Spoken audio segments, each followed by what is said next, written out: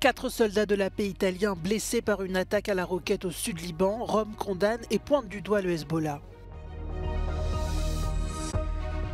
Les chefs de la diplomatie française et britannique co-signent une tribune. Ils accusent le président russe de vouloir réécrire l'ordre international. Les Roumains de l'étranger s'apprêtent à élire leur prochain président.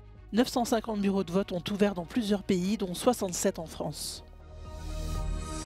Après les terribles inondations qui avaient frappé la région espagnole de Valence, l'heure est au bilan. La mort de 224 personnes a été confirmée. 7 autres sont portées disparues.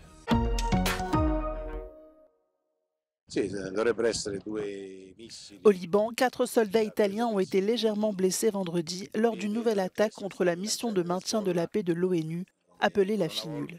Le ministre italien des Affaires étrangères, Antonio Tajani, pointe du doigt le Hezbollah.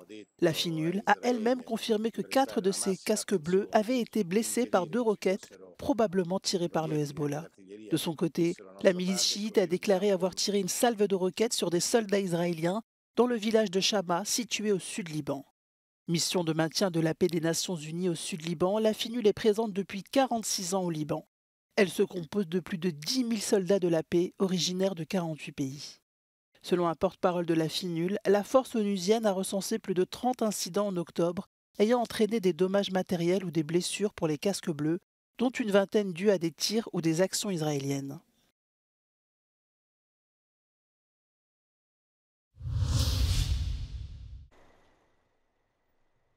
Le ministre français des Affaires étrangères, Jean-Noël Barrot, a rencontré vendredi son homologue britannique David Lammy. La rencontre s'est tenue au Carlton Gardens, qui fut autrefois le quartier général de la France libre à Londres. Les 2 chefs de la diplomatie ont également co-signé une tribune parue dans la presse britannique et française, dans laquelle ils mettent en garde contre les conséquences d'une poutinisation du monde. Ils accusent le dirigeant russe de tenter de réécrire l'ordre international. La France et le Royaume-Uni soutiennent l'Ukraine depuis l'invasion russe en 2022, fournissant des milliards d'euros d'aide militaire et humanitaire. Ces derniers temps, les tensions autour de la guerre en Ukraine se sont considérablement intensifiées, notamment après que Joe Biden a donné son feu vert pour l'utilisation de missiles de longue portée fournis par les États-Unis à Kiev, afin de frapper des cibles militaires à l'intérieur de la Russie.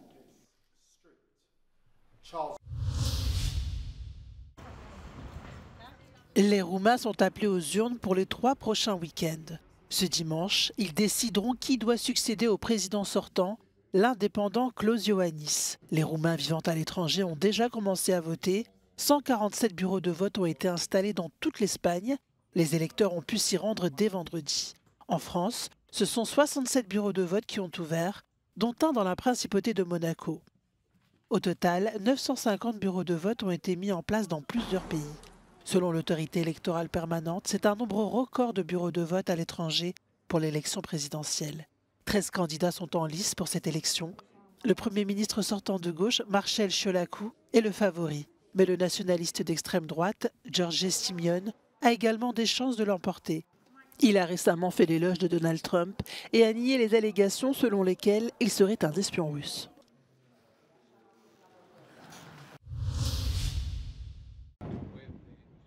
Un immense cimetière de voitures dans la région de Valence, situé à l'est de l'Espagne, témoigne de l'ampleur des inondations dévastatrices du mois dernier. Dans certaines parties de la région, les terrains de sport ont été mis à contribution pour dégager les routes et permettre aux véhicules d'urgence de circuler.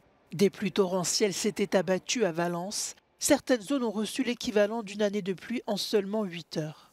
La mort d'au moins 224 personnes a été confirmée par les autorités. 7 autres personnes sont toujours portées disparues. La réponse du gouvernement régional à la catastrophe avait suscité une grande colère dans toute la province.